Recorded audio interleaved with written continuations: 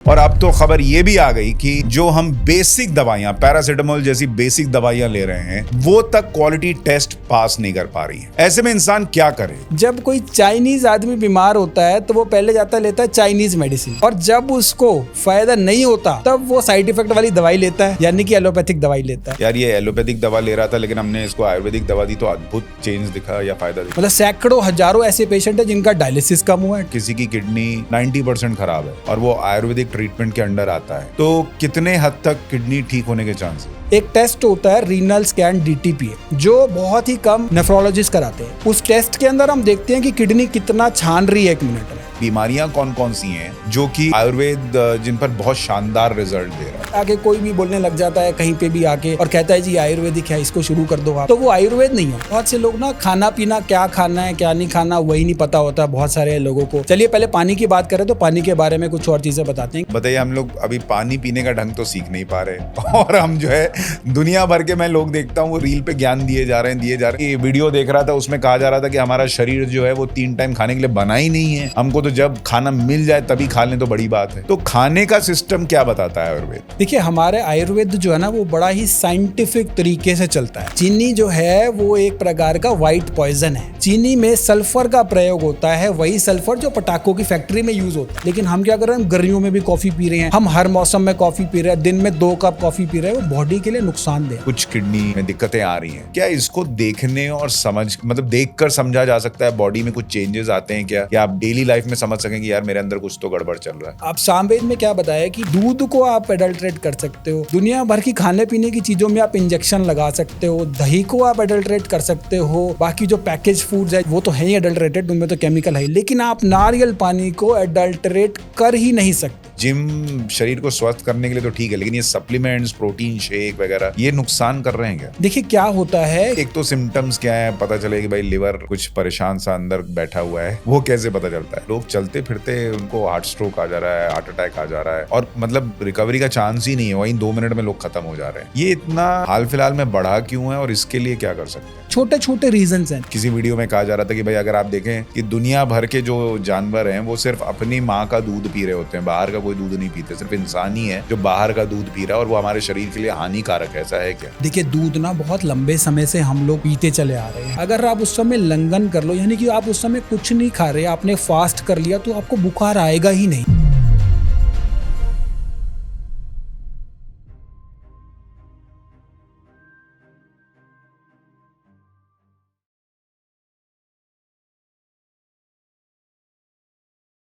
नमस्कार, हमारे इस खास show top angle with Sushant Sinha में आपका बहुत स्वागत है।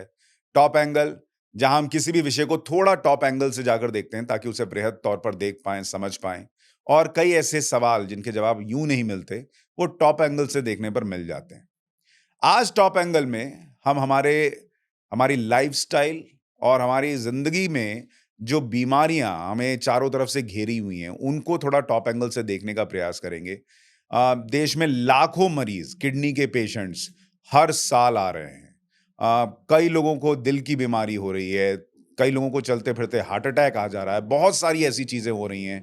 और अब तो खबर ये भी आ गई कि जो हम बेसिक दवाइयां, पैरासिटामोल जैसी बेसिक दवाइयां ले रहे हैं, वो तक क्वालिटी टेस्ट पास नहीं कर पा रही हैं। ऐसे में इंसान क्या करे? क्या नकली दवाइयां पकड़ सकते हैं? क्या इन बीमारियों से बच सकते हैं? और क्या एलोपैथी के अलावा भी इन बीमारियों का कोई इलाज हो सकता है? आज इस विषय को टॉप एंगल से देखेंगे और इसमें हमारी मदद करेंगे डॉक्टर पुनीत, जो कि आयुर्वेदिक डॉक्टर हैं और उन्होंने कहें कि 5th जनरेशन है आपकी जो आयुर्वेद में अपनी जी सेवाएं दे रही जी है। और आपका खुद का कर्मा आयुर्वेद करके पूरा जी सेटअप है, जी हॉस्पिटल, क्लिनिक, सब कुछ जो चल रहा है वो स्पेशली किडनी के लिए है। किडनी के लिए भी thank you so much Sushant ji hmm. For inviting me to the show. Kidney के लिए भी है, बाकी सारी डिजीज के लिए भी, डायबिटीज है, ब्लड प्रेशर है, थायराइड है, या अन्य जितनी भी बीमारियां बढ़ रही हैं, हार्ट की समस्या है, लिवर की है, इनफैक्ट कैंसर के मरीजों में भी काफी हद तक इम्प्रूवमेंट आती है। तो जितनी भी बीमारियां हैं हम एक ही दृष्टिकोण से देखते हैं, एलोपैथी। तो दूसरा दृष्टिकोण के बारे में आज हम चर्चा करेंगे। बिल्कुल। और जैसे हमारे यहाँ नॉर्मल कॉन्सेप्ट लोगों का ये रहता है कि अगर हमने एलोपैथिक कोई दवा ले ली तो फिर हिसाब ठीक है, सब क्लियर हो जाएगा, ठीक हो जाएगा। आयुर्वेद को लोग ना थोड़ा, जैसे अगर हम सोचें कि किसी को कराटे में बेल्ट मिला हुआ है तो लोग सोचते हैं एलोपैथी वाला ब्लैक बेल्ट है और आयुर्वेद वाला जो है वो ब्राउन बेल्ट या ऑरेंज बेल्ट होगा। क्या ऐसा या है व्हाइट क्या? बेल्ट या होगा। व्हाइट बेल्ट होगा कि उसने तभी शुरू किया? आयुर्वेद में बिल्कुल, क्या होता है? बिल्कुल यही मानसिकता है और एक मानसिकता तो ये है ही कि सबसे पहले बीमारी होती है तो प्राइमरीली एलोपैथिक डॉक्टर के पास जाना है, फिर जब वो बोल दे कि कुछ नहीं हो सकता या अब आखिरी के 15 दिन बचे हैं, 10 दिन बचे हैं तो चलो अब आयुर्वेद की तरफ चलते हैं, वहाँ देखते हैं जाके क्या हो सकता है। तो ये एक बहुत बड़ी मतलब मानसिकता है कि पहले फर्स्ट प्रेफ़रेंस हम मुख्य धारा में एलोपैथी को लेते हैं और आयुर्वेद को बोलते हैं हम अल्टरनेटिव मेडिसिन्स। जबकि चाइना में इसके बिल्कुल विपरीत है।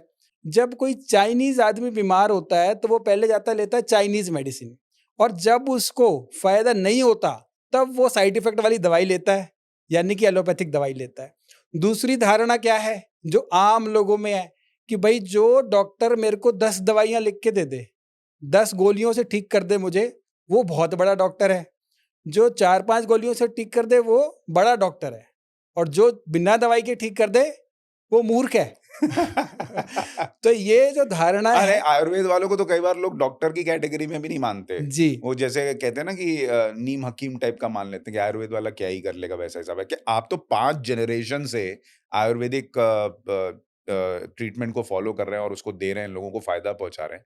ये 5 जनरेशन में आयुर्वेद की जर्नी जो आपने देखी है, वो कैसी रही? लोगों का विश्वास बढ़ा है आयुर्वेद पे? देखिए आयुर्वेद आयुर्वेद से मेरी पहचान है। मेरी पहचान जो है वो आयुर्वेद से है। आयुर्वेद किसी की पहचान के मोहताज नहीं है। मेरे आने से पहले भी था, मेरे जाने के बाद भी रहेगा।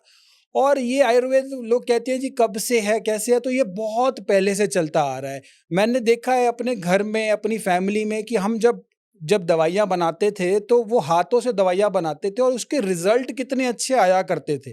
जब हम कस्टमाइज्ड मेडिसिन्स देते हैं पेशेंट को, तो उसके रिज़ल्ट कितने अच्छे होते हैं। तो वो मैंने अपनी आँखों से देखा है, तो तब मेरा विश्वास एक तो हम पढ़ते हैं और दूसरा हम देखते हैं कि पेशेंट को, मरीज़ को कैसे फ़ायदा हो रहा है। वो देखने के बाद जो विश्वास जो था ना, वो अलग ही लेवल पर चला गया। जैसे कोई उदाहरण बताइए जो आपने देखा कि यार ये एलोपैथिक दवा ले रहा था लेकिन हमने इसको आयुर्वेदिक दवा दी तो अद्भुत चेंज दिखा या फ़ायदा दिखा? बहुत सारे पेशेंट्स हैं, आज मुझे लगभग खुद प्रैक्टिस करते हुए भी 10 साल हो गए हैं। मैंने अनगिनत पेशेंट्स देखे हैं अपनी प्रैक्टिस में और उन पेशेंट्स में बहुत अच्छे रिजल्ट्स भी देखे हैं। बहुत से पेशेंट जो डायबिटीज़ की दवाई ले रहे थे, इंसुलिन ले रहे थे, इंसुलिन उनके कम हुए हैं, डायबिटीज़ पे उनकी निर्भरता कम हुई है। बहुत से लोगों की डायबिटीज़ बिल्कुल ठीक भी हुई है। आयुर्वेद से? बहुत सारे पेशेंट्स हैं हमारे पास यूट्यूब पे वीडियोस भी उपलब्ध है। साथ-साथ किडनी के पेशेंट्स जो होते हैं, जो कहा जाता है कि मतलब इतने थक जाते हैं, वो निराश हो जाते हैं, हताश हो जाते हैं। कहते हैं जी डायलिसिस करा रहे हैं, सप्ताह में 2 बार करा रहे हैं, सप्ताह में 3 बार डायलिसिस हो रहा है, ट्रांसप्लांट बता देते हैं फिर उनको।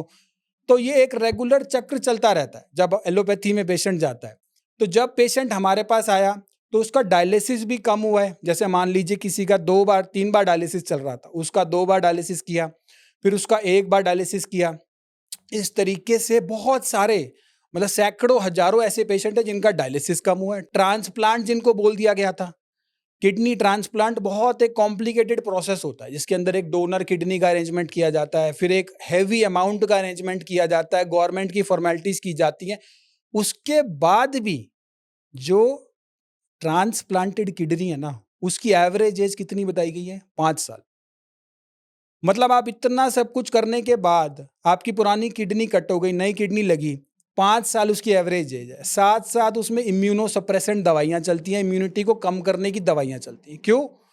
क्योंकि आपका एक बाहर का ऑर्गन बॉडी में लग गया, तो अब वो रिजेक्ट ना हो इसलिए इम्यूनिटी को कम करने की दवाइयाँ। आप because of this immuno suppressant medicines साथ-साथ बहुत 10 तरह की प्रिकॉशंस लेनी पड़ती है पेशेंट को, पब्लिक प्लेसेस में नहीं जाना होता है, 6 महीने तक ये खाना है, ये नहीं करना, बाहर नहीं निकलना, पब्लिक वॉशरूम्स नहीं यूज़ करना, इस तरह की दुनिया भर की उसको प्रिकॉशन लेनी पड़ती है। 5 साल बाद तो नहीं तो किसी का ज़्यादा भी चल जाता है, लेकिन अल्टीमेटली तो ट्रांसप्लांटेड किडनी जो है वो फेल होती ही होती है। तो जब सोचने समझने की बात है, जब इतना सब कुछ एडवांसमेंट कहते हैं हो गई दुनिया भर की, वो अपनी जो किडनी है, वो नहीं ठीक कर पा रहे, तो बाहर की किडनी को कैसे करेंगे? जो नेफ्रोलॉजिस्ट हैं, वो दे रहे तो हैं। आयुर्वेद कर देता है अगर मान लीजिए मैं कहूँ कि अगर किसी की किडनी 90% खराब है और वो आयुर्वेदिक ट्रीटमेंट के अंडर आता है, तो कितने हद तक किडनी ठीक होने के चांसेस हैं? देखिए 90% किडनी का जो जीएफआर होता है, जो ग्लोमेरुलर फिल्ट्रेशन रेट होता है, किडनी की जो छानने की क्षमता होती है, वो 90 ml 1 मिनट में लगभग बताई गई है। 90% खराब है, मतलब वो लगभग हमारी जो किडनी है वो 8 ml या 7 ml छान रही है, जहाँ उसको 90 ml छानना था। अब वो 7-8 ml छान रही है, मतलब वो डायलिसिस वाला पेशेंट हो गया। डायलिसिस 15 ml से अगर किडनी कम छान रही है, 25 ml का प्रोटोकॉल है, तो डायलिसिस के प्रोटोकॉल में, लेकिन 15 ml तक भी बहुत सी बार जरूरत नहीं पड़ती। अब अगर 10% किसी की किडनी काम कर रही है, तो यानी कि वो डायलिसिस की या तो वो करा रहा है या उसे ज़रूरत है। तो ऐसे केसेस में बहुत ही केस टू केस दवाइयाँ देते हैं। अब ये नहीं कि सभी को एक तरह की दवाइयाँ दे दी, सभी को बुखार में जो है कुछ बैंड दवाइयाँ दे दी और कुछ ऐसी दवाइयाँ दे दी जो इनका असर नहीं हो रहा, जैसे रिपोर्ट भी आई है पीछे एक कि जो हम दवाइयाँ खा रहे हैं उसका भी असर नहीं है। तो हम कस्टमाइज़्ड मेडिसिन्स पे फ़ोकस करते हैं। डायलिसिस को अगर किसी का 3 बार हो रहा है, उसको 2 बार करेंगे, फिर उसको 1 बार करेंगे। एक टेस्ट होता है रीनल स्कैन डीटीपीए, जो बहुत ही कम नेफ्रोलॉजिस्ट कराते हैं। उस टेस्ट के अंदर हम देखते हैं कि किडनी कितना छान रही है 1 मिनट में। राइट किडनी कितना छान रही है, लेफ्ट किडनी कितना छान रही है, और फिर उस टेस्ट को हम रिपीट कराते हैं 3 महीने के बाद। जीएफआर 3 महीने में कितना इंप्रूव हुआ हमारे सामने आ गया। बिफोर सामने आ गया, आफ्टर सामने आ गया। किस-किस तरीके से इंप्रूवमेंट है, सबके सामने हो गया। तो साइंटिफिक आधार पर डायलिसिस को कम किया जाता है। किसी का क्रेटेनाइन अगर बढ़ा हुआ है, तो उसको समय कम लगेगा। अब जो इसका डायलिसिस चल रहा है, यानी कि वो सीकेडी की 5th स्टेज पर है। अब उसको पहले 4th स्टेज पे लाया जाएगा, फिर 3rd स्टेज पे लाया जाएगा। ग्रेजुअल उसमें इंप्रूवमेंट आएगी, तो समय ज़्यादा लगेगा। अच्छा, और अगर मान लीजिए किसी को कहें कि वो अभी डायलिसिस की स्टेज पे नहीं गया है, लेकिन उसको पता लग रहा है कि भाई मेरा किडनी में इफ़ेक्ट आ गया है। क्या उसको डायलिसिस पे जाने से रोक सकता है, बचा सकता है आयुर्वेद? डायलिसिस का एक और प्रोटोकॉल होता है, जिसको हम कहते हैं कि सिम्पटम्स किस तरीके के आ रहे हैं। मान लीजिए किसी को पेट में सूजन है, किसी के पैरों में सूजन है, किसी को सांस लेने में तकलीफ हो रही है लेटते समय। क्या होता है, पैरों में सूजन होती है, तो जब लेटता है पेशेंट, तो वो पानी लंग्स में जाता है। अब वो पानी लंग्स में जाने के कारण सांस लेने में तकलीफ हो जाती है। तो हो सकता है उस समय डायलिसिस करा के बॉडी को मेंटेन कर लिया जाए, लेकिन लंबे समय डायलिसिस की आवश्यकता नहीं पड़ेगी अगर वो पेशेंट जीएफआर पहले करा रहे हैं, बाद में करा रहे हैं। जीएफआर उसका इंप्रूव होता चला जा रहा है। Medicines, diet, yoga, acupressure, meditation, सब चीज़ें सिनर्जी में काम करती हैं। जब पेशेंट आता है, तो उसको अच्छे से एक-एक चीज़ गाइड की जाती है। साथ-साथ एक और सबसे इम्पोर्टेंट चीज़, पेशेंट का डिसिप्लिन। अब हमने उसे बोल दिया आपने ये खाना, ये नहीं खाना, और वो घर जाके खा रहा है समोसे पकौड़े, तो उसके ऊपर कंट्रोल करना बहुत ज़्यादा आवश्यक है, बहुत ज़्यादा ज़रूरी है कि वो फॉलो भी करे। जो उसको बताया जा रहा है वो फॉलो भी करे। प्रज्ञा अपराध करके कहा गया है, जानबूझ के किया गया अपराध। मुझे पता है मैंने ये नहीं खाना, लेकिन मेरी जो 2.5 इंच की जीवा है ये नहीं मानती, इसको कैसे कंट्रोल करें? तो समझना पड़ेगा कि स्वाद का रास्ता अलग है और हेल्थ का रास्ता अलग है। अब आपको किस रास्ते पे चलना है वो आपको डिसाइड करना है। दोनों रास्ते इकट्ठे ही नहीं चलेंगे, एक रास्ता अलग, एक रास्ता अलग। अच्छा डॉक्टर साहब ये भी बताइए कि जैसे हम कहते हैं कि एलोपैथी के लिए जो एक आम धारणा है कि एलोपैथी ठीक नहीं करता, वो जो सिम्पटम्स हैं उनको दबा देता है, जो बाद में फिर हो सकता है दवा का असर कम हो तो उभरने लगती हैं ज़्यादातर केसेज़ में। आयुर्वेद कैसे काम करता है? उस वो अगर आप मान लीजिए हम आयुर्वेदिक दवा ले रहे हैं, तो उसके काम करने का सिस्टम क्या है, तरीका क्या है? देखिए, एलोपैथी में अगर मैं बात करूँ तो हम जितनी भी चीज़ों की एलोपैथिक दवाइयाँ लेते हैं, चाहे वो बीपी हो, शुगर हो, थायरॉइड हो, इसमें से कोई भी दवाई ऐसी बनी नहीं है जो उसको ठीक करने के लिए बनी हो, या अन्य भी कोई दवाइयाँ हों। दवाइयों को, बीमारी को मेंटेन करके धीरे-धीरे डोज़ को बढ़ाया जाता है। जनरली देखा जाता है, आप भी अपने आस-पास देख सकते हैं। फिर वो बीमारी ऐसी स्टेज पे आ जाती है जहाँ पे उस बीमारी की कॉम्प्लिकेशन डेवलप हो जाती है। Diabetic nephropathy, hypertensive nephropathy, neuropathy, इस तरह की डायबिटीज़ की कॉम्प्लिकेशन डेवलप होती हैं, या हाइपरटेंशन की कॉम्प्लिकेशन डेवलप होती है। तो कोई भी ऐसी दवा नहीं है जो बीमारी को ठीक कर रही हो। बीमारी को दबा दिया, जड़ से खत्म नहीं किया। आयुर्वेद कहाँ पे फोकस कर रहा है? आयुर्वेद फोकस कर रहा है कि जड़ से बीमारी को ट्रीट किया जाए। हम पूरी बॉडी को होलिस्टिकली लेके चलते हैं, होलिस्टिक अप्रोच लेके चलते हैं। आप अगर आपका दिमाग, आपका माइंड, आपका जो फिजियोलॉजी है, जो साइकोलॉजी है दिमाग की, वो फिजियोलॉजी कंट्रोल करती है। तो हम पूरी बॉडी को एक ही लेके चलते हैं। एलोपैथी में ऑर्गन बेस्ड अप्रोच होती है। अगर आपकी किडनी की प्रॉब्लम है तो किडनी की दवाई दी जाएगी, डायबिटीज़ की प्रॉब्लम है तो डायबिटीज़ की दवाई दी जाएगी। तो ये एक बहुत बड़ा अंतर है आयुर्वेद और एलोपैथिक में, क्योंकि आयुर्वेद जड़ से काम करने में विश्वास रखता है, तो हम होलिस्टिकली सब चीज़ों को लेते हैं। उसमें हम योग भी इंक्लूड करते हैं पेशेंट के लिए। हम पेशेंट को मेडिटेशन भी एडवाइस करते हैं। एक सुबह-सुबह जो मैं सभी पेशेंट्स को बोलता हूँ कि सुबह-सुबह उठ के आप भगवान का शुक्राना ज़रूर करो। लोग कहते हैं हमें तो कुछ मिला ही नहीं, हम क्यों शुक्राना करें? हम क्यों ग्रैटिट्यूड करें भगवान का? तो आपने नई अगली सुबह देख ली ना, 2.5 लाख लोगों ने वो सुबह नहीं देखी। आप इसी के लिए भगवान का ग्रैटिट्यूड करो और शुक्राना करो।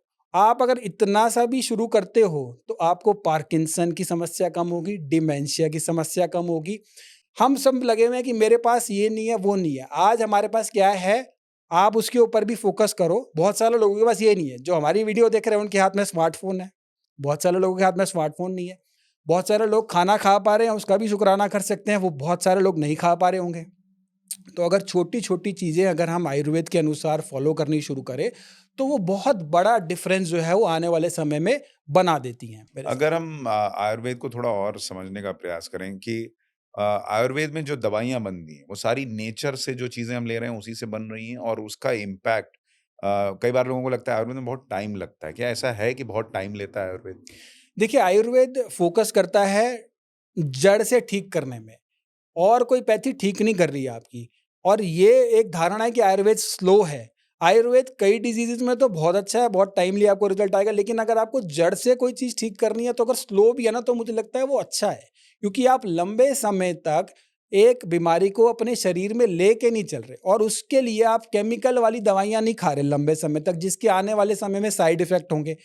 तो अगर कुछ जगह पे स्लो भी है, लेकिन जड़ से ठीक कर रहा है, तो वो बहुत ही मुझे लगता है अच्छी चीज़ है, और फ़ायदेमंद है बहुत मतलब धीरे-धीरे हो रहा है लेकिन पूरा क्योर हो रहा है, ठीक हो रहा है। एब्सोल्युटली और दूसरी। आयुर्वेद में अगर मैं ये समझना चाहूँ कि ऐसी बीमारियाँ कौन-कौन सी हैं, जो कि आयुर्वेद जिन पर बहुत शानदार रिज़ल्ट दे रहा है?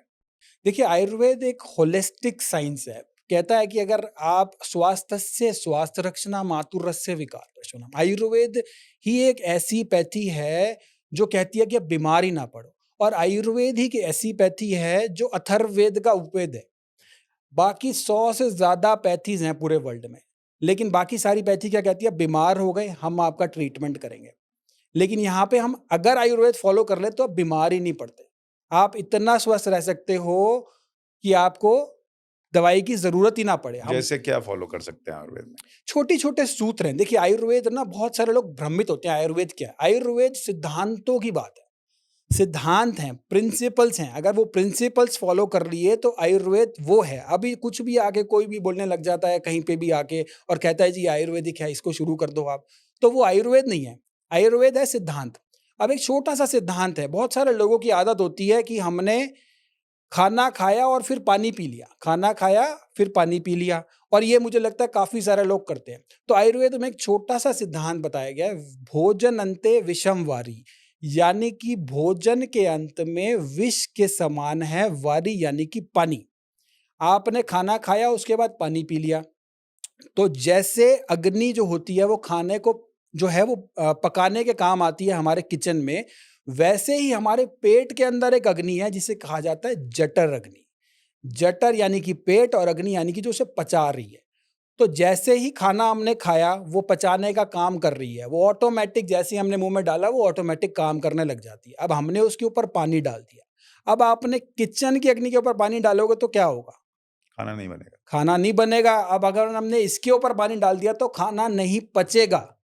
तो भोजन अन्ते विषम वारी, ये एक इम्पोर्टेंट मुझे लगता है सभी को फॉलो करना। तो कितनी देर बाद पानी पीना चाहिए? 45 मिनट्स का गैप लेके चलना चाहिए हमें। अगर कोई इमरजेंसी है, खाना अटक गया है, कुछ हो गया, तो बात अलग है। और अगर बहुत ज़्यादा प्यास लगे, तो थोड़ा-थोड़ा बीच-बीच में पानी पी सकते हैं, और हो सके तो पानी को पहले पी लें, आधा पौना घंटा पहले पी लें वो भी। तो ये आपने कहा आयुर्वेद चूँकि कुछ ऐसे नियम हैं जिनको आप फ़ॉलो करें तो वो भी बड़े मदद करते हैं। जैसे एक ये आपने पानी वाला अच्छा बताया। और क्या फैक्टर्स जिनको अगर हम डेली लाइफ़ में फ़ॉलो कर रहे हैं तो बीमार पड़ने की संभावना कम हो जाती है? देखिए, बहुत से लोग ना खाना-पीना, क्या खाना है, क्या नहीं खाना, वही नहीं पता होता बहुत सारे लोगों को। चलिए पहले पानी की बात करें, तो पानी के बारे में कुछ और चीज़ें बताते हैं कि पानी जैसे आप लेते हैं, तो पानी को हमेशा ना बैठ के पीना है, खड़े होके नहीं पीना। अब हम क्या करते हैं, गटागट, गटागट, गटागट पानी पीते चले जाते हैं। वो पानी पीने का तरीका सबसे गलत है। पानी को हमेशा बैठ के पीना है, सिप करके पीना है। बैठ के पीने से क्या होगा? हाँ, ये बहुत साइंटिफिक प्रश्न है कि बैठ के पीने से क्या होगा? क्योंकि अगर हम खड़े होके पानी पी रहे हैं ना, तो पानी का जो जो हमारी बॉडी का ग्रेविटेशनल फोर्स है, वो नीचे चला जाता है, पैरों की तरफ चला जाता है। और जब हम बैठ के पीते हैं, तो पानी का जो हमारा जो ग्रेविटेशनल फोर्स है बॉडी का, वो नाभि यानी कि पेट की तरफ आ जाता है और पानी भी डाइजेस्ट होता है। तो पानी जो है वो अच्छे से बॉडी में काम करेगा, जब हम उसको बैठ के पिएँगे तो। और दूसरा, जब पानी पिएँ तो उसे सिप-सिप करके पिएँ। घूट-घूट करके पिएँ, गटा-गट पानी को नहीं पीना है। तो जब हम सिप-सिप करके पानी को पीते हैं, तो क्या होता है, हमारे शरीर में हमारे मुँह में एक ग्लैंड है, सलाइवरी ग्लैंड, जो 24 घंटे काम कर रहा है। अब जिसकी कोई छुट्टी नहीं होती, चाहे होली हो, चाहे दिवाली हो, चाहे संडे हो, एवरी डे इज़ संडे, सब रोज़ काम कर रहा है ये। तो जब हम सिप-सिप करके पानी पीते हैं, तो पानी मुँह में जाता है, जैसे हम गरम दूध को पीते हैं, वैसे पानी पिए, राइट लेफ्ट किया, फिर वो पानी अंदर गया। तो पानी में सलाइवा मिल गया। हमारे पेट में क्या है? HCl है, हाइड्रोक्लोरिक एसिड। अब ये सलाइवा जो है, ये है हमारा अल्कलीन, क्षारीय है। अब अल्कलीन और एसिडिक जब मिल गया, तो वो न्यूट्रल हो गया। अब न्यूट्रल होने के कारण क्या हुआ? यानी कि जिन लोगों को एसिडिटी होती है, उनको एसिडिटी काफ़ी कम बनेगी, और जिनको पेट की समस्या रहती है, वो कम होगी। अब कहेंगे, बहुत लोग कहेंगे नीचे कमेंट बॉक्स कि बहुत ज़्यादा टाइम लगने वाला है इसमें। लेकिन आपका जितना बीमारी में टाइम लगेगा ना, उससे कम टाइम लगेगा। यहाँ टाइम लगा लो तो बढ़िया रहेगा। सही बात है। ठीक है। तो एवरेज मान लीजिए 1 ग्लास पानी पीना है, तो उसको कितनी देर में पिएँ? 30 सेकंड में, 40 सेकंड में, धीरे-धीरे करके? किडनी 1 मिनट में आपका 90 एमएल छान रही है। मेरे हिसाब से जो पानी आपको पीना चाहिए आयुर्वेद के हिसाब से, वो 100 एमएल एक बारी में पीना चाहिए। फिर एक गैप देना चाहिए, फिर थोड़ी देर बाद आप दोबारा पी सकते हो। जैसे अराउंड 2-3-4 मिनट के बाद आप दोबारा पी सकते हो। और एक पानी से रिलेटेड ये है कि जिनका सुबह-सुबह उठ के बहुत से लोग पानी पीते हैं, तो वो एक अच्छी प्रक्रिया है। उसको उखड़ू बैठ के पानी अगर पी लिया, तो हमारे शरीर में 5 तरह की वायु होती हैं, प्राण, अपान, उदान, समान और व्यान, जो हमारे शरीर को चलाती हैं, और 72,000 नाड़ियाँ जो शरीर में है, वो चलाती हैं। तो जब हमने पानी 2 ग्लास सुबह-सुबह अगर उखड़ू बैठ के पी लिया, तो उसमें एक बंद लग जाता है। प्राण वायु और अपान वायु में बंद लग जाता है, यहाँ पे जब हम उखड़ू बैठ के पानी पी रहे हैं। मतलब पैर पीछे फोल्ड करके? हाँ, ऐसे बैठ के, उखड़ू बैठ के, पैर यहाँ पे घुटने लगा के, हाँ, ऐसे बैठ के जब हम पीते हैं, तो उसमें बंद लग जाता है। इंडियन टॉयलेट पोजीशन जो ओके। होती है, वैसी पोजीशन में हम पानी पीते हैं तो उसके बाद जब हम उठते हैं ना, तो हमारा पेट भी बहुत अच्छा साफ होता है। जो हमारे इंटेस्टाइन में जो गंदगी फंसी हुई है, हम जो भी खाना खाते हैं ना, कुछ तो पच जाता है और कुछ जो है वो गंदगी इंटेस्टाइन में अटक जाती है, वो गंदगी भी साथ में निकालता है। तो ये भी एक बहुत अच्छा सूत्र है, जो हेल्दी रहने के लिए 2 ग्लास सुबह उठ के उखड़ू पानी आप पी सकते हैं, बट एक बारी में 100 एमएल तक आप पानी पिए, थोड़ा सा गैप दीजिए, फिर दोबारा पीजिए। बताइए, हम लोग अभी पानी पीने का ढंग तो सीख नहीं पा रहे और हम जो है दुनिया भर के मैं लोग देखता हूँ, वो रील पे ज्ञान दिए जा रहे हैं, दिए जा रहे हैं। सारे आजकल रील रील का जो सिस्टम है ना, उसमें सब डॉक्टर और ज्ञानी बने हुए हैं।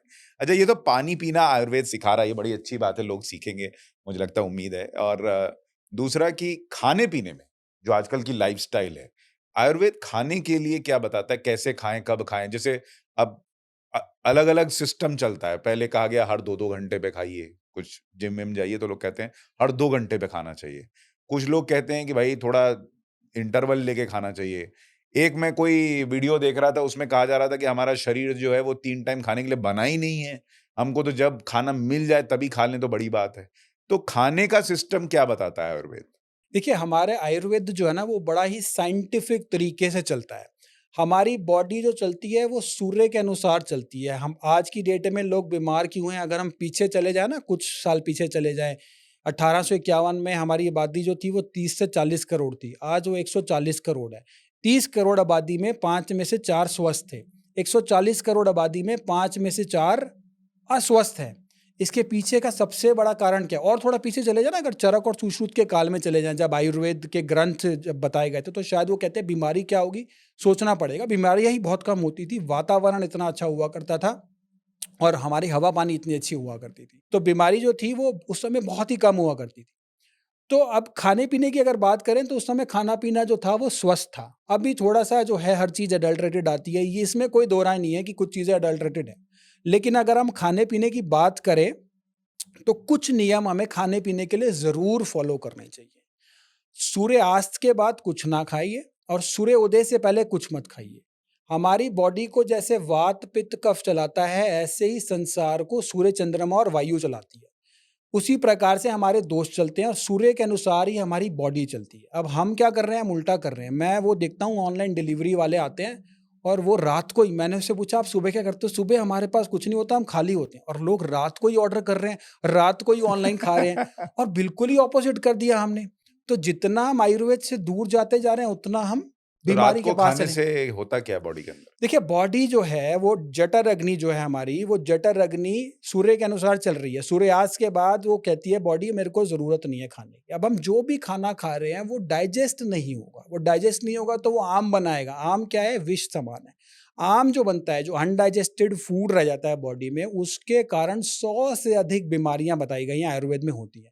अब वो अनडाइजेस्टेड फूड के कारण कोलेस्ट्रॉल बढ़ता है, यूरिक एसिड बढ़ता है, दुनिया भर के जितने भी आप विष के नाम है ना, जितने भी आप लेते हो, वो सारे विष ही हैं बॉडी में जो बढ़ रहे हैं because of unhealthy lifestyle and unhealthy diet. अगर हम कुछ सूत्र बेसिक फॉलो कर ले तो मुझे लगता है यही बहुत है हमारे खाने पीने के लिए। नंबर 1 आप ये देखेंगे कि खाना पीना हमें किस तरीके का रखना है। नंबर 2 हम खाना क्या खा रहे हैं। अब अगर छोटी सी बात बोले तो बहुत सारे लोग फास्ट फूड, जंक फूड खा रहे हैं। जंक फूड में जो है वो हमारे लिए ऐसा कुछ भी नहीं है जो हमें फ़ायदा करे। चीनी में हम बहुत ज़्यादा डूबे पड़े हैं, हम हर जगह चीनी का यूज़ कर रहे हैं। अब चीनी में ऐसा क्या है जो हमारे शरीर को चाहिए? क्या उसमें विटामिन है? क्या उसमें मिनरल है? क्या उसमें प्रोटीन है? फास्फोरस है? मैग्नीशियम है? 19 पोषक तत्व हमारे शरीर को चाहिए। चीनी में ऐसा कुछ भी नहीं है। चीनी जो है वो कोकेन के बाद सेकंड चीज़ है जो एडिक्टिव होती है। सेकंड मोस्ट एडिक्टिव चीज़ है चीनी। अब हम क्या कर रहे हैं? हम चीनी में डूबे पड़े हैं। हम सब जगह चीनी ले रहे हैं, हम मिठाइयों में चीनी खा रहे हैं, हम छाछ में चीनी ले रहे हैं, लस्सी में चीनी ले रहे हैं। आई थिंक जो भी हम खा रहे हैं उसमें कहीं न कहीं फ़िज़ी ड्रिंक्स ले रहे हैं, उसमें भी चीनी है। तो चीनी में तो हम डूब ही गए। चीनी जो है वो एक प्रकार का व्हाइट पॉइज़न है।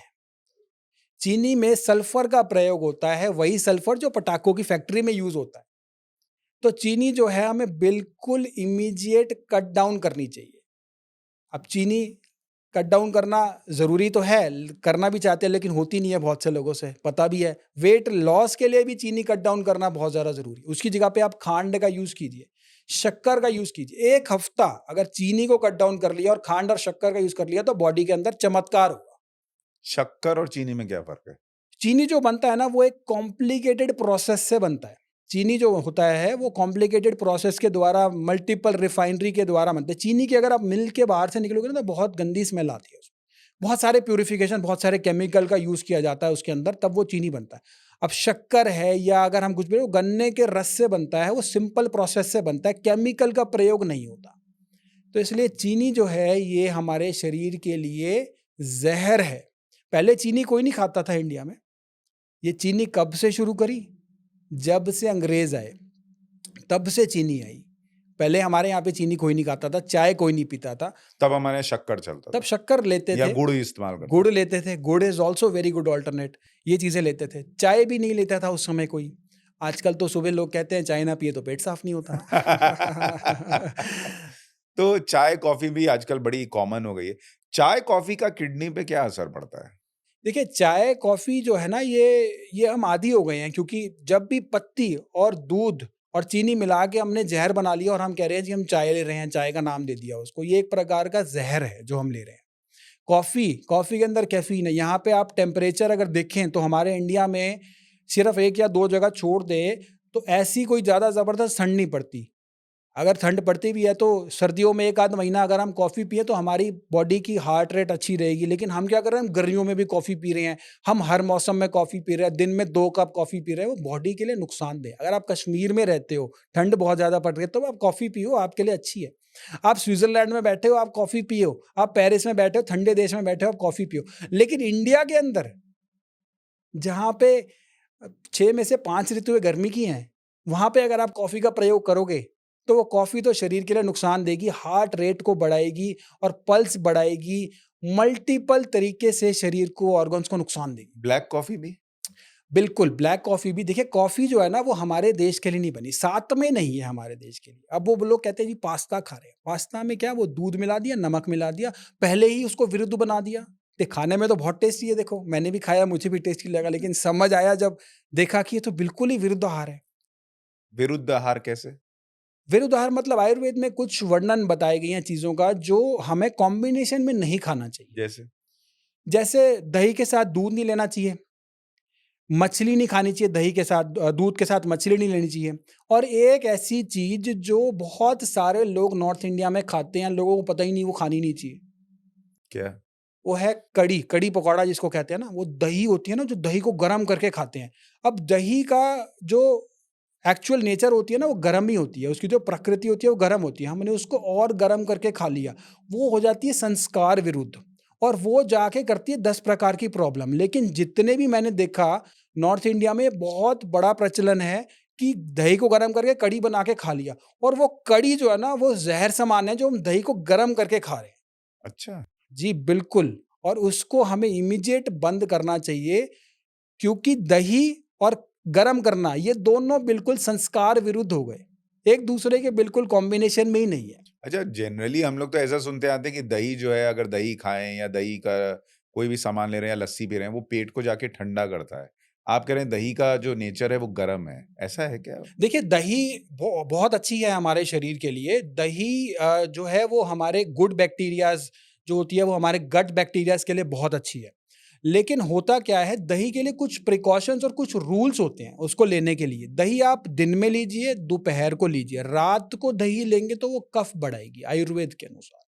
कफ को बढ़ाना नहीं है ना इसलिए रात को हमें दही नहीं लेनी, दही का सेवन नहीं करना। अगर एंटीबायोटिक ली है ना, तो दही का सेवन आप कीजिए। 15 दिन रोज़ दही खाइए। तो एंटीबायोटिक्स की वजह से जो गुड बैक्टीरिया, बैड बैक्टीरिया जो दोनों मर गए ना, तो गुड बैक्टीरिया दोबारा से आ जाएँगे। तो दही अच्छी है लेकिन कुछ प्रिकॉशंस के साथ हमें लेनी चाहिए। दही जो है वो कफ वर्धक बताई गई है। अब बहुत से चीज़ें होती हैं जी कि दही को अगर दही को मिट्टी के बर्तन में जमाते हैं, घर वाली दही, बाहर वाली दही होती है पैस्चराइज़ हो जाती है। पैस्चराइज़ दही में बैक्टीरिया जो होते हैं वो खत्म हो जाते हैं। घर वाली दही जो मिट्टी के बर्तन में जमाई गई है वो सबसे अच्छी है लेने के लिए। और दही के साथ एक और प्रिकॉशन ध्यान रखना है, दही में नमक डाल के या चीनी डाल के लेंगे तो वो किसी काम की नहीं है। ओह! क्योंकि ऊपर से नमक डाल दिया, चीनी डाल दी, 2.5 इंच की जीवा के लिए डाली ना, लेकिन वो दही को खराब कर गई क्योंकि उसके अंदर जो बैक्टीरिया थे, वो मर जाते हैं, अच्छा। नमक और चीनी से। जी, क्योंकि वो केमिकल वाली नमक और चीनी है ना, उससे वो बैक्टीरिया मर जाते हैं। दही को हमेशा हमें प्लेन लेना चाहिए और हो सके तो मिट्टी के बर्तन में जमाई हुई दही लेना चाहिए, उससे उसकी प्रकृति भी ठीक हो जाती है, जो थोड़ी हल्की गर्म दही को होती है। फिर गुड़ के साथ ले सकते हैं अगर हाँ, आपको गुड़ थोड़ा बहुत स्वाद अच्छा, चाहिए। बिल्कुल, गुड़ के साथ ले सकते हैं दही को क्योंकि वो एक नेचुरल तरीके से बनाया है, उसमें केमिकल नहीं है। लेकिन केमिकल तो आजकल गुड़ में भी लोग मिला ही दे रहे हैं, उसका कुछ नहीं कर सकते। मतलब एक्चुअल थोड़ा अगर असली गुड़ हाँ, हमें मिलता असली है, गुड़ मिल जो जाता है। गन्ने के रस से बनता है गुड़, वो गुड़ जो होता है, वो बेस्ट होता है। अच्छा डॉक्टर साहब, आप कह रहे हैं कॉफ़ी हमारे लिए, भारत के लोगों के लिए उतनी अच्छी नहीं है। मैं कई डॉक्टर्स के वीडियो देख रहा था, वो कह रहे थे कॉफ़ी बड़ी अच्छी है, पीजिए। अब लोग कन्फ्यूज़ डॉक्टर पुनीत को सुने, उन डॉक्टर्स को सुने, क्या करें? तो मैं तो ये कहता हूँ, मैं तो खुद देखता हूँ वीडियोज़, मुझे लगता है कि ये आयुर्वेद कह रहे हैं, आयुर्वेद है भी सही या नहीं? तो सबसे पहले तो ये जानना पड़ेगा, कोई कुछ भी आके बोल देता है और वो कहता है जी आयुर्वेदिक है ये आयुर्वेद के अनुसार है कि नहीं है? किसी भी चीज़ उठाया ये आयुर्वेदिक है, आप ये कर लो, ये ले लो, ऐसे कर लो। उसके पीछे के साइंस क्या है, उसके पीछे का सिद्धांत क्या है, वो जानना पड़ेगा, वो देखना पड़ेगा। क्या वो आयुर्वेदिक द्वारा शिक्षित भी हैं या कोई भी आके आयुर्वेद के बारे में कुछ भी ज्ञान कहे और कह दिया जी ये आयुर्वेदिक है। तो देखिए कॉफ़ी का आयुर्वेद में कोई इस समय इस तरह का वर्णन नहीं है, लेकिन कॉफ़ी जो है ना वो हमारे प्रदेश की नहीं है, हमारे लिए साथ में नहीं है। तो ये हमें देखना और समझना पड़ेगा। बहुत सारी चीज़ें हम लेते हैं, डाइट जो होती है ना, डाइट हमेशा कैसी होनी चाहिए? वो इंटरनेशनल डाइट नहीं होनी चाहिए। हम क्या खा रहे हैं, hot dog, cold dog, pizza, burger, ये सारे जो है ना, ये यूरोप में जो अ, मतलब जो थोड़े लोअर स्ट्रैटा के लोग होते हैं ना, वो जल्दी-जल्दी खाने के लिए अपना वो लिया, पिज़्ज़ा लिया, जो हम बड़े शान से बड़ी-बड़ी जगहों पे जाके खा रहे हैं। हमारे पास इतनी सारी चीज़ें हैं खाने के लिए, हम फिर भी उनको कॉपी करे जा रहे हैं। उनके पास तो मेरे ख़्याल 10% चीज़ें भी नहीं हैं खाने के लिए। दूसरा डाइट के बारे में बात कर रहे थे, डाइट हमारी इंटरनेशनल नहीं होनी चाहिए, डाइट हमारी नेशनल भी नहीं होनी चाहिए। अब देखिए डाइट जो होती है एक जगह पे, मान लीजिए गुजरात है, वहाँ पे हो सकता है गर्म हवा चल रही हो, राजस्थान में गर्म हवा हो, चेन्नई है, वहाँ पे हो सकता है गीली हवा हो। डाइट नेशनल नहीं हो सकती। अच्छा, आपके रीजन वाइज़ होनी चाहिए, डाइट हमेशा लोकल होती है। लोकल। लोकल होनी चाहिए डाइट, जहाँ आप रहते हो, जहाँ की आपकी वो हवा जैसी है उस हिसाब से डाइट होती है और वही हमारी बॉडी के लिए सातवें होता है, वही बॉडी के लिए अच्छा होता है। अब हम क्या करें, हम नेशनल डाइट, इंटरनेशनल डाइट के चक्कर में फँस गए और अपनी चीज़ों को भूलते चले जा रहे हैं। अब जब कोई गोरा आके ये बात बोलेगा तब लगेगा आयुर्वेद इज़ द बेस्ट, तब हमारे लोगों को विश्वास होगा आयुर्वेद इज़ द बेस्ट। नहीं आयुर्वेद को तो मुझे लगता है अभी मोदी जी के आने के बाद थोड़ा फिर भी आयुर्वेद में लोगों का विश्वास बढ़ा है और आयुर्वेद का कल्चर थोड़ा बढ़ा है। उसके पहले तो आयुर्वेद को लोगों ने एकदम ही खत्म मान लिया था कि क्या है, कुछ नहीं। तो थोड़ा मोदी जी के आने के बाद चेंज हुआ है। लेकिन मुझे ये भी समझाइए कि जब हम आयुर्वेद की बात कर रहे हैं और सारी चीज़ें समझने का प्रयास कर रहे हैं, जो बीमारियां हैं, जैसे अगर हम किडनी की बात करें कि किडनी में कुछ इफेक्ट पड़ रहा है और कुछ किडनी में दिक्कतें आ रही हैं, क्या इसको देखने और समझ मतलब देखकर समझा जा सकता है? बॉडी में कुछ चेंजेस आते हैं क्या कि आप डेली लाइफ में समझ सकें कि यार मेरे अंदर कुछ तो गड़बड़ चल रहा है? देखिए, हम अब सामवेद में क्या बताया कि भगवान का अंश हैं हम। मतलब हमारे अंदर ही सुपर पावर है। हम अपने आप को ही पहचान सकते हैं क्या बीमारी है और उसी को हम ठीक करने की भी काफ़ी हद तक हम कैपेसिटी रखते हैं। तो ये तो बिल्कुल है कि हमारी बॉडी सिग्नल्स देती है कि कुछ प्रॉब्लम चल रही है, कोई बीमारी चल रही है और हमें भी कुछ ना कुछ कहीं न कहीं एहसास होता है। छोटी-सी बात करता हूँ बुखार की। बुखार आने लगता है ना तो उससे पहले 2 दिन पहले बॉडी को पता चल जाता है, हाँ जी, मेरे को शायद अब 2 दिन बाद बुखार होगा। बॉडी एक होने लग जाएगा या कुछ और प्रॉब्लम, भूख नहीं लगेगी, भूख कम होने लग जाएगी। तो ये बॉडी तो सिग्नल देती ही देती है। हमें समझना है कि ये में प्रॉब्लम होने वाली है। तो किडनी सिग्नल देता है कि मेरे साथ दिक्कत हो किडनी भी सिग्नल देता है क्या? और मैं कहता हूँ आधे से ज़्यादा चीज़ों में तो हम बिना दवाइयों के ठीक कर लें। हुँ। बिना दवाइयों के ही हम ठीक कर लें, ज़रूरी थोड़ा आयुर्वेद में भी दवाइयाँ लेनी है। तो अब मैं वो तीसरी कैटेगरी का वैद्य हो जाऊँगा जो बिना दवाइयों के ठीक कर दूँगा। तो नहीं, अगर पहले लेकिन किडनी के सिग्नल तो बताइए कि अगर ये चीज़ें लोगों को दिख रही हैं डेली लाइफ में, तो ये कुछ तो सिम्पटम है कि किडनी को दिक्कत है। जी, देखिए किडनी सबसे पहले जो होता है, अगर किसी को ब्लड प्रेशर है या किसी को डायबिटीज़ है, तो वो एक प्रोन एरिया में आते हैं जहाँ पे किडनी फेलियर का चांसेस बहुत ज़्यादा होता है। तो ऐसे पेशेंट्स को नंबर 1 अपना बीपी कंट्रोल रखना चाहिए, बीपी को मॉनिटर करना चाहिए। डायबिटीज़ के लिए एचबीएवन सी को उन्होंने चेक करना चाहिए कि कितना आ रहा है। एचबीएवन सी शुगर का 3 महीने का टेस्ट होता है। अब सिग्नल कैसे देती है बॉडी? अगर आई के नीचे पफिनेस आने लग जाती है बहुत सी बार, तो ये हो सकता है this might be because kidneys are not functioning properly, but this is not always vice versa. Same goes, अगर पैरों में सूजन आ रही है किसी को, तो वो क्या होता है कि पानी जो है ना वो डाइजेस्ट नहीं हो रहा और वो पैरों में जा रहा है। तो पैरों में सूजन आने के बाद कई सारे पेशेंट्स को पता चलता है, अरे ये क्या था? डॉक्टर के पास जाते हैं, वहाँ पता चलता है कि किडनी जो है वो काम नहीं कर रही। इसी तरीके से बहुत सारे पेशेंट के पेट में सूजन आती है, साँस लेने में दिक्कत शुरू हो जाती है और 20% केस जो किडनी के होते हैं वो डर्मेटोलॉजिस्ट के द्वारा डायग्नोस करे जाते हैं। क्या होता है, किडनी के सिम्पटम्स और बीमारियों के मुकाबले कम होते हैं। तो बहुत सी बार जब किडनी काम नहीं कर रही होती तो यूरिया क्रेटनाइन जो है वो बढ़ने लग जाता है बॉडी। जब वो यूरिया क्रेटनाइन बढ़ता है तो बॉडी में इचिंग शुरू हो जाती है क्योंकि वो टॉक्सिन्स बॉडी में इकट्ठे हो रहे हैं जो निकल नहीं पा रहे। किडनी का मेन काम है कि वेस्ट को बाहर निकालना, प्रोटीन को रोक के रखना। अब जब किडनी काम नहीं कर रही तो वो वेस्ट को भी वेस्ट भी बॉडी में रुक रहा है। तो जब वो वेस्ट रुकता है तो बॉडी में कई प्रकार से इचिंग और कई तरीके की खुजली शुरू हो जाती है। जब वो डॉक्टर के पास जाते हैं, डर्मेटोलॉजिस्ट के पास जाते हैं, स्किन स्किन डिजीज़ वाले के पास जाते हैं, तब वो केएफटी कराते हैं और तब पता चलता है 20-25% केसेज़ में कि किडनी काम नहीं कर रही। अच्छा, तो ये स्किन भी कई बार आपको बताता है कि भैया गड़बड़ है मामला। एब्सोल्यूटली, बिल्कुल बताता है। अ, इसके अलावा जो एक बड़ी चर्चा होती है कि भाई स्टोन बन गया है, किडनी में स्टोन हो गया है। एक तो लोग कई बार कहते हैं कि बियर पीने से स्टोन निकल जाता है, ऐसा होता है? देखिए, बियर जो है वो डाययूरेटिक होती है, जौ का पानी है। अब वो स्टोन के कॉन्टेक्स्ट में बात करेंगे तो वो एक तरीके से किडनी को फ्लश आउट करती है, लेकिन बियर के साथ प्रॉब्लम ये है, मैं यहाँ बोलूँगा बियर ले लो, तो बहुत सारे लोगों को मतलब ये लगेगा कि बहाना है कि बियर लेने का। लेकिन देखिए, एक प्रॉब्लम ये है कि अगर हम इसके आदी हो जाते हैं, तो हमारा अंत हो जाता है। तो इसके इसीलिए ना ये एक अच्छा अल्टरनेट नहीं है किडनी स्टोन के लिए। हालाँकि एक नेचुरल डाययूरेटिक होने के कारण वो स्टोन को निकालने में, फ्लश आउट करने में मदद ज़रूर करेगी, लेकिन अगर आप लिमिट में इसका सेवन कर पाएँ तभी। हाँ, पता चला कि स्टोन निकल गया और आप जो है वो लीवर खराब हो गया लिवर आपका। खराब हो गया और आप बाहर में फँसे हुए एब्सोल्युटली। हैं। तो वो वाली चीज़ है। जी। लेकिन ये स्टोन या किडनी की जो समस्याएँ हैं, अगर आप कह रहे हैं कि आधी चीज़ें तो हम घर में ही अपने किचन में ही कुछ चीज़ें ढूँढ लें और रोज़ इस्तेमाल कर लें या रोज़मर्रा की ज़िंदगी में इस्तेमाल कर रहे हैं, तो उनको कंट्रोल कर सकते हैं। किडनी के लिए स्पेशली मैं बाकी बीमारियों पर आऊँगा, लेकिन पहले किडनी के लिए हमारे घर में ऐसी क्या चीज़ें हैं जो एक स्वस्थ किडनी के लिए मददगार हो सकती हैं? देखिए घर के अंदर ना हमारे बहुत सारे ना आयुर्वेदिक जो हम मसाले यूज़ करते हैं, वो कहीं न कहीं आयुर्वेदिक में सब चीज़ों का वर्णन है। अगर किसी की किडनी खराब नहीं है, तो उसके लिए कुछ अलग है, किसी को किडनी हेल्दी रखनी है, स्वस्थ रखना है, तो सबसे बढ़िया अल्टरनेट होता है नारियल पानी का सेवन करना। लेकिन अगर किडनी खराब हो गई, तो नारियल पानी का सेवन नहीं करना है। ओह! किडनी अगर सही रखनी, क्योंकि एक नेचुरल डायूरेटिक होता है, शरीर की गंदगी को निकालता है, और आपने बताया ना कि बहुत सारी चीज़ें अडल्टरेटेड हैं आज की डेट में। तो ये एक ऐसी चीज़ है जो अडल्टरेट हो ही नहीं सकती। अगर इसमें पानी मिला दिया जाए तो ये खराब हो जाता है।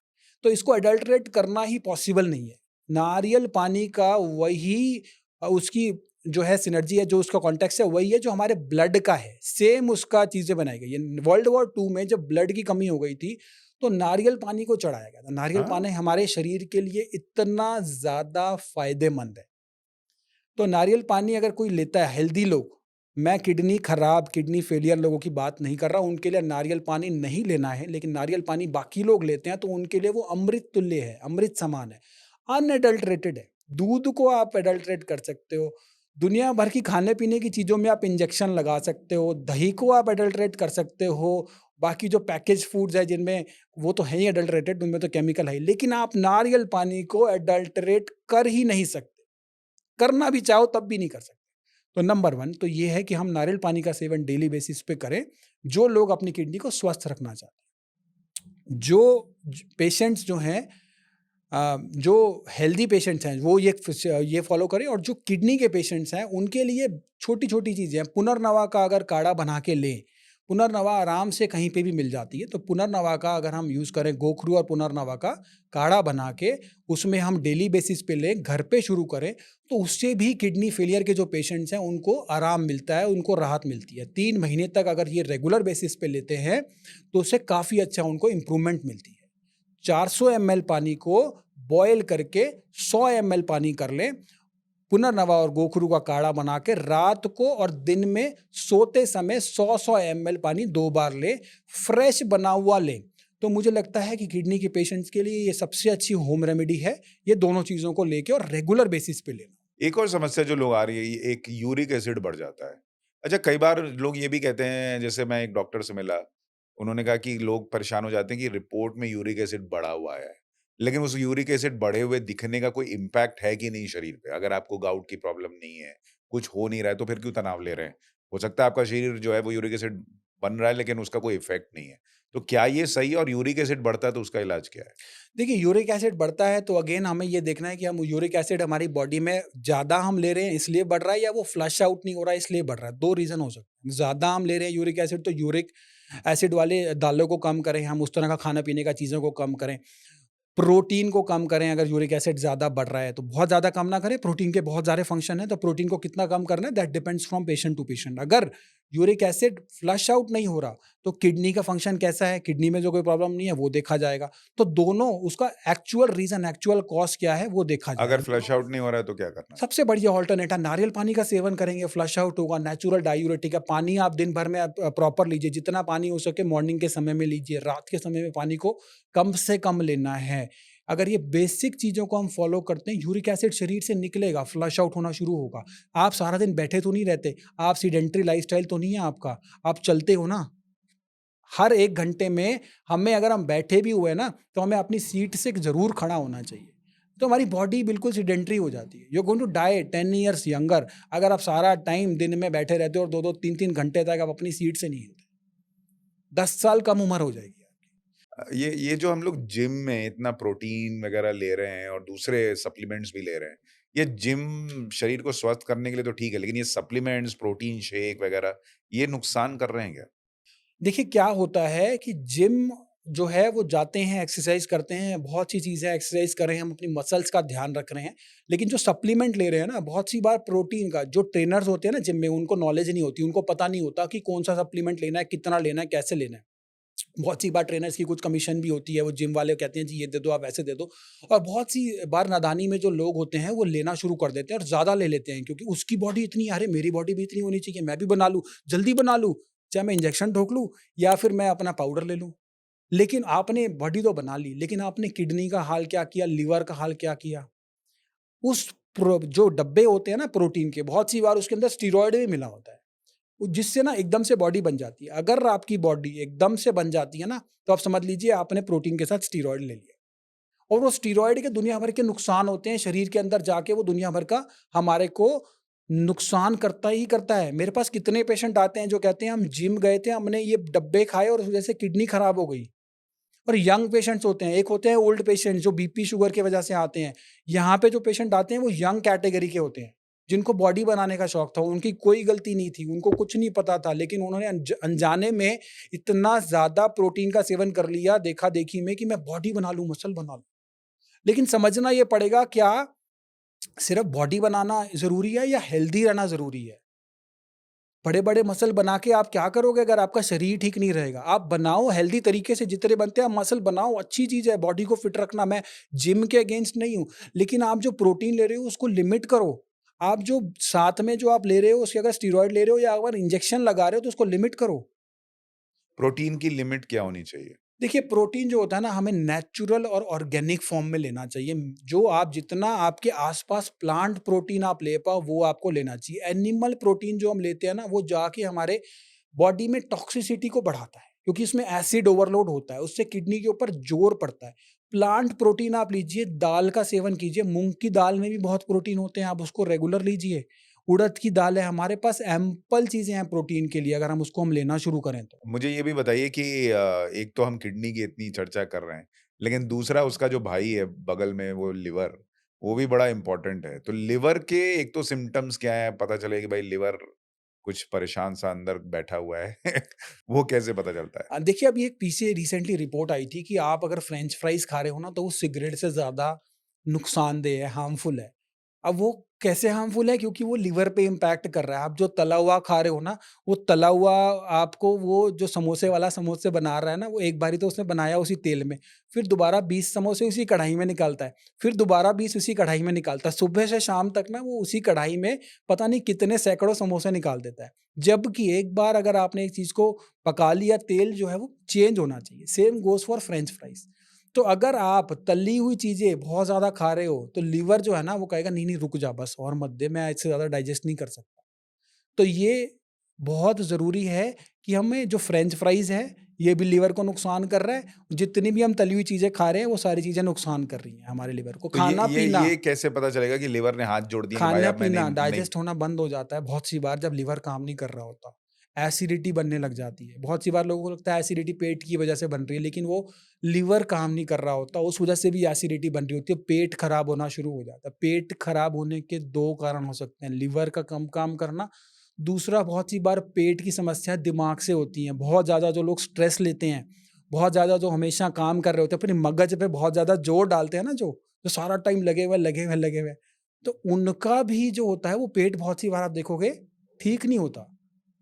तो ये लीवर के लिए अगर हम बात करें ना, तो लीवर में बहुत सारे सिम्पटम्स देना शुरू कर देगा। खाना-पीना जो है वो पचेगा एसिडिटी नहीं, बनना। एसिडिटी बनने लग जाएगी, बेसिक आँखें कई बार एसजीओटी-पीटी बढ़ने लग जाता है, रिपोर्ट्स में बिलिरुबिन बढ़ने लग जाता है। ये सारी चीज़ें जो है ना, ये सारी चीज़ें आपस में इंटर तो रिलेटेड ये होती हैं। बिलिरुबिन बढ़ना और लिवर में प्रॉब्लम आना ये भी स्ट्रेस से हो सकता है एसजीपीटी बढ़ना? देखिए, स्ट्रेस जो है वो ब्रेन से रिलेटेड है। स्ट्रेस के पता नहीं कितने सैकड़ों, हज़ारों नुकसान होते हैं हमारी बॉडी को, लेकिन मैं बोलूँ कि आप स्ट्रेस ना लो तो आज के डेट में पॉसिबल नहीं है ना। हमें स्ट्रेस को मैनेज करना आना चाहिए। हमें कम से कम आधा घंटा अपने शरीर को देना चाहिए, जिसमें हम थोड़ी देर ब्रिस्क वॉक भी कर रहे हैं, नेचर के भी करीब हैं, मेटाबॉलिज्म को भी फास्ट करेंगे, सन गेजिंग भी कर ली हमने, तो हमारा स्ट्रेस धीरे-धीरे कंट्रोल होगा। मेडिटेशन अगर 10 मिनट कर लिया, तो स्ट्रेस कंट्रोल रहेगा। जैसे आप पूरा दिन शुरू करने से पहले अगर 10 मिनट मेडिटेशन कर लो, तो जैसे वो लकड़ी काटने से पहले एक्स को वो करते हैं ना अपना, उसकी धार देते हैं। धार देते हैं, तो वही काम मेडिटेशन करेगी। अगर हम सुबह-सुबह शुरू कर दें ना मेडिटेशन करना, 10 मिनट के लिए ही करें चाहे। इसीलिए आपने कहा कि आयुर्वेद जो है वो होलिस्टिक अप्रोच पे जाता है, उसमें मेडिटेशन भी है, एब्सोल्युटली। दूसरी चीज़ें भी हैं। एक आजकल जो देख रहे हैं कि लोग चलते-फिरते उनको हार्ट स्ट्रोक आ जा रहा है, हार्ट अटैक आ जा रहा है और मतलब रिकवरी का चांस ही नहीं है, वहीं 2 मिनट में लोग खत्म हो जा रहे हैं। ये इतना हाल-फिलहाल में बढ़ा क्यों है और इसके लिए क्या कर सकते हैं? देखिए, बहुत सी बार मैंने भी वो वीडियो देखी जिसमें वो मेरे ख्याल डांडिया कर रहे थे और देखा तो वो हार्ट अटैक आ गया और पता नहीं क्या हुआ। देखिए, बहुत से ना हमने चीज़ों को ना विरुद्ध कर दिया। अब खाना खा रहे हैं साथ-साथ फिर डांस करने लग जाते हैं, फिर डांस कर रहे हैं, फिर कुछ खा रहे हैं, फिर चले गए डांस करने के लिए। खाना जब हम पचा रहे हैं ना, तो बॉडी का जो ब्लड है, वो हमारे पेट की तरफ जा रहा है। अब बॉडी में जब ब्लड पेट की तरफ डाइवर्ट हो रहा है तो ब्रेन में कम हो रहा है। खाना खाने के बाद तुरंत कभी भी हमें वॉक भी नहीं करनी चाहिए। कम से कम 20 मिनट हमें वॉक नहीं करनी चाहिए। आधे घंटे के बाद आप वॉक कीजिए, 20 मिनट के बाद आप वॉक कीजिए, वो चलेगा। क्योंकि पेट को डाइजेस्ट करने के लिए हमें ब्लड का सर्कुलेशन चाहिए। ब्लड का सर्कुलेशन पेट की तरफ है, दिमाग की तरफ नहीं है, हार्ट की तरफ नहीं है। तो ये सोचने समझने वाली बात है कि अगर आप खा रहे हो, फिर डांस कर रहे हो, फिर चलने लग गए, आपने कुछ भी कभी भी कर शुरू कर दिया, तो वो बहुत ज़्यादा नुकसान दे रहा है। हार्ट अटैक हो रहे हैं, ब्लड की तरफ जा रहे हैं, छोटे-छोटे रीज़न्स हैं, छोटे-छोटे रीज़न्स हैं, लेकिन हम ये डेली ही ऑपोज़िट और विरुद्ध करते चले जा रहे हैं। हमने इसको साथ में बना लिया है अपने। और दिल को या हार्ट को बेहतर कंडीशन में रखने के लिए क्या करें घर में? जैसे आपने लिवर और किडनी के लिए बताया। जी, देखिए हार्ट के लिए जो होता है ना, सबसे पहले ज़रूरी होता है कि अर्जुन अर्जुन की छाल आती है। अर्जुन की छाल का पाउडर 1 चम्मच लेना शुरू कर दो डेली बेसिस पे, रात को सोने से पहले। सबसे बढ़िया औषधि है हार्ट के लिए। और दूसरा, वेट लॉस कर लो। वेट लॉस जो होता है ना, वो हार्ट के ऊपर सबसे ज़्यादा जो इंक्रीज़ वेट होता है, वो प्रभाव पड़ता है सबसे ज़्यादा हार्ट के ऊपर। क्योंकि हार्ट को ब्लड जो है वो एक-एक जगह पे देना पड़ता है, एक-एक सेल्स और टिश्यूज़ को देना पड़ता है। तो ये अगर वेट लॉस कर लेंगे तो हार्ट के ऊपर भी दबाव जो है वो बहुत कम पड़ेगा। सही बात है। अभी इनफैक्ट जब हम ये सारी चर्चा कर रहे हैं और आपने वेट लॉस का ज़िक्र कर दिया, तो बहुत सारे लोग जानना चाहेंगे कि वेट लॉस के लिए करें क्या? जैसे मैंने आपसे शुरू में कहा था, कई लोग कहते हैं 2-2 घंटे पे खाना चाहिए, कई लोग कहते हैं नहीं इतनी बार-बार नहीं खाना चाहिए, कुछ गैप दे के खाना चाहिए। तो खाने-पीने का सिस्टम रखना क्या है? कितनी देर पे खाना है? कितनी बार खाना है? और क्या रिग्रेसिव ट्रेनिंग करनी है, बहुत ज़्यादा ट्रेनिंग करनी है, कम करनी है? उसका भी कोई तरीका तय है क्या? तो अब सब चीज़ों के बारे में एक-एक करके मैं बताता हूँ कि सबसे पहले खाने को पीना है और पीने को खाना है। यानी कि खाने को इतना अपने मुँह में चबाना है कि वो पेस्ट की तरह बन जाए, जिससे इंटेस्टाइन पे ज़ोर ना पड़े, हमारी आंतों पे ज़ोर ना पड़े। जब हमने खाने को इतने अच्छे से खा लिया तो वो ऑटोमैटिकली हमारे जाके इंटेस्टाइन में डाइजेस्ट होगा, तो हमारा वेट नहीं बढ़ेगा। अगर दूसरा जो है, हमने अच्छे से जो है सलाइवा अमाइलेज जो एंजाइम है हमारी बॉडी में सलाइवा के अंदर, वो हमने खाने में मिक्स कर दिया तो हमारा वेट नहीं बढ़ेगा। सलाइवरी अमाइलेज खाने के अंदर मिक्स हुआ, धीरे-धीरे च्यू करके खाया तो वेट नहीं बढ़ेगा हमारा। तीसरा, हमें शुगर को कट डाउन करना बहुत ज़्यादा ज़रूरी है। शुगर को हम बहुत ज़्यादा प्रयोग में ना लें, वेट को कंट्रोल करने के लिए। ये छोटी-छोटी चीज़ें भी अगर हम करने लग जाएँ ना, धीरे-धीरे आराम-आराम से खाएँ, बैठ के खाएँ, खड़े-खड़े ना खाएँ। अरे आज खाने का निर्धारित समय करें। हम कभी भी मन करता है कुछ भी खाने लग जाते हैं।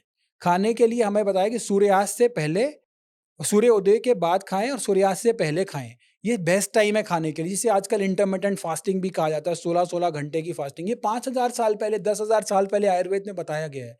अगर हम ये बेसिक चीज़ें भी फ़ॉलो कर लेंगे तो वो हमारी बॉडी दुनिया भर का खाना कचरा के लिए नहीं बनी है।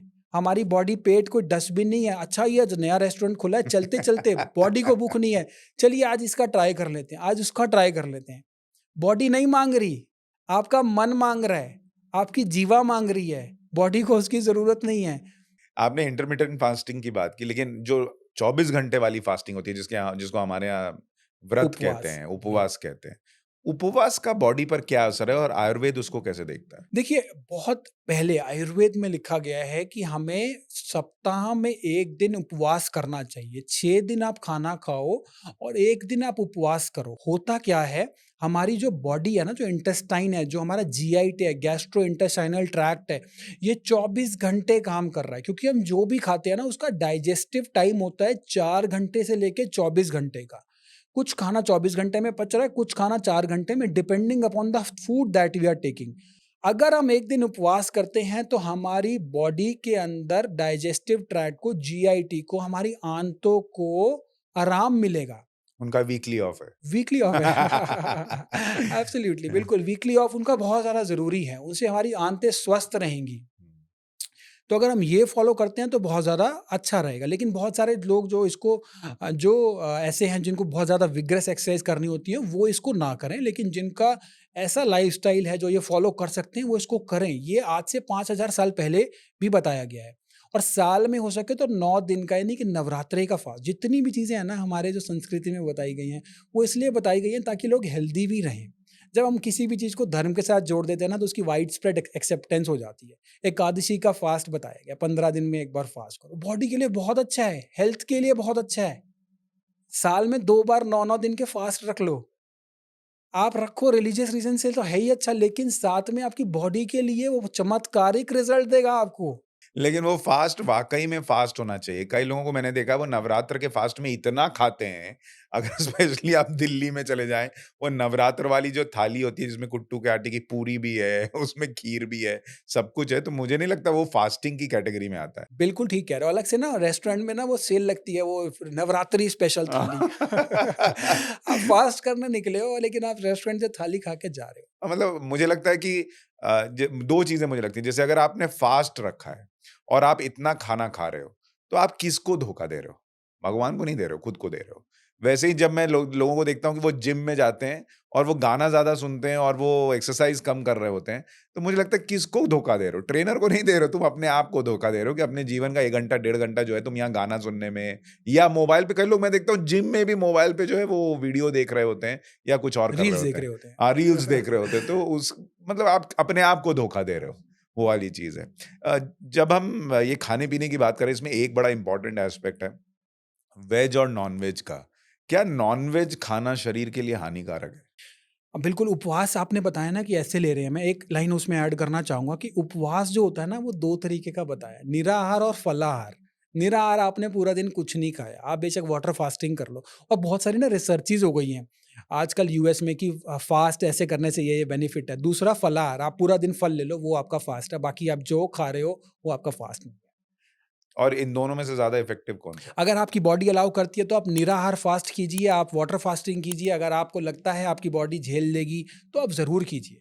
आपके बल के ऊपर डिपेंड करता है, शारीरिक बल के ऊपर, मानसिक बल के ऊपर। तो आप ज़रूर निराहार फास्ट कीजिए, और फलाहार फास्ट भी बहुत अच्छा है शरीर के लिए, उसमें भी कोई बुराई नहीं। और नॉन-वेज? नॉन-वेज और वेजिटेरियन का आजकल बहुत सारी चीज़ें हैं। देखिए ये जो है ना, आयुर्वेद में ना एक मांस का प्रकरण है। बताया गया है कि मांस जो है ना, वो ऐसा कहते हैं ना कि आयुर्वेद और नॉनवेज साथ में नहीं चलता। अब मान लीजिए कोई अंटार्कटिका में रहता है, उसको तो नॉनवेज खाना ही है ना, वो तो नॉनवेज खाएगा ही ना, उसके लिए तो ऑप्शन ही नहीं है। लेकिन हमारे यहाँ पर इतने सारे एम्पल ऑप्शंस हैं, क्योंकि हमारे यहाँ पे सूर्य का प्रकाश होता है। सिर्फ मेरे ख्याल 15 या 20 दिन होते हैं जहाँ हमारे यहाँ संडे नहीं होता। बाकी every day is Sunday, every morning is good morning, क्योंकि हमारे यहाँ पे सूर्य का प्रकाश रोज़ होता है। तो हमारे यहाँ पे ना बहुत सारी चीज़ें उगती हैं, जो बाहर नहीं उगती। बाहर सिर्फ़ 2 चीज़ें होती हैं, उनके यहाँ पे आम होता है, केला होता है, संतरा होता है, कुछ नहीं होता उनके यहाँ पे। उनके यहाँ पे 2 ही चीज़ें होती हैं, आलू और प्याज़। प्याज़ में आलू खा लो, आलू में प्याज़ खा लो, आलू को अलग खा लो, प्याज़ को अलग खा लो, यही परम्यूटेशन कॉम्बिनेशन है। लेकिन हमारे यहाँ पे बहुत सारे एम्पल ऑप्शंस अवेलेबल हैं। हमने क्या करा, हमने नॉन-वेज वहाँ देखा-देखी शुरू कर दिया काफ़ी हद तक। हम कॉपी करते हैं ना वेस्ट को, वो जो कर रहे हैं हम वही करने लग जाते हैं बिना देखे सोचे समझे। तो हमने वही कॉपी करना शुरू कर दिया। हमारी बॉडी को नॉन-वेज की, अगर हमें प्रोटीन इनटेक चाहिए तो बहुत सारे एम्पल ऑप्शंस हैं। आप अपने डायटीशियन से पूछ सकते हैं, हमारे डॉक्टर से निःशुल्क परामर्श ले लीजिए, आप क्या-क्या ले सकते हैं, क्या-क्या नहीं ले सकते। मांस आप तब खाइए जब आपके पास ऑप्शन नहीं है, या आपके ऐसी जगह पे रहते हो जहाँ आपके लिए मांस साथ में है। वेस्ट बंगाल में कोई रहता है, उसके लिए मछली हो सकता है साथ में हो। लेकिन अगर कोई ऐसी जगह पे रहता है जहाँ पे उसके लिए साथ में नहीं है, तो उसे नॉन-वेज अवॉइड करने में भलाई है, क्योंकि एक तो नॉन-वेज में ना एसिड ओवरलोड होता है, एसिड बहुत होता है। प्लस नॉन-वेज में आजकल तो दुनिया भर के ना वो एंटीबायोटिक के इंजेक्शन लगाते हैं। और जो मुर्गी होती है, वो भी कहते हैं एक मुर्गी का 1 अंडा महीने में 15 दिन में आता है, लेकिन वो मुर्गी रोज़ अंडे दे रही है। वो मुर्गी जो रोज़ अंडे दे रही है, उस अंडे के अंदर क्या होगा, वो हार्मोन डिस्टर्ब होंगे कि नहीं होंगे, क्योंकि उसमें दुनिया भर के उसे इंजेक्शन दे दिए ताकि रोज़ अंडे निकले। तो हमारे भी तो खा रहे हैं, हमारे भी तो हार्मोन डिस्टर्ब होंगे।